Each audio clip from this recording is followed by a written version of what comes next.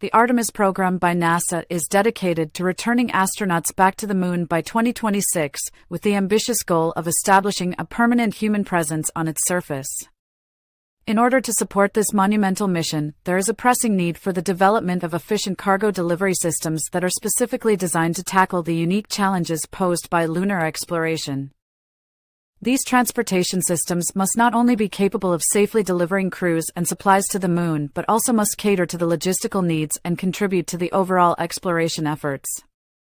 A comprehensive white paper released in 2024 titled Lunar Mobility Drivers and Needs outlines the specific requirements for lunar infrastructure that will facilitate the movement of astronauts and equipment, thus laying the groundwork for future missions to Mars and beyond.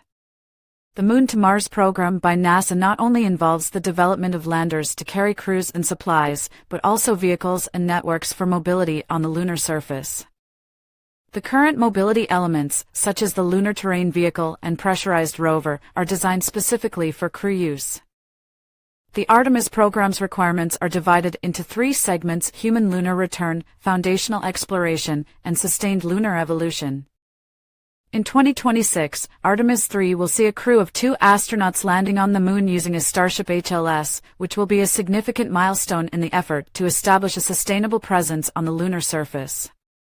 When planning missions to the lunar surface, one of the key considerations is the separation between landing sites and points of use. This separation is crucial for various reasons, including science objectives, lighting conditions, and safety concerns. Crew vehicles, habitats, and infrastructure are strategically positioned at a distance from landing sites to avoid issues such as shadows from landers, contamination, and regolith disturbance.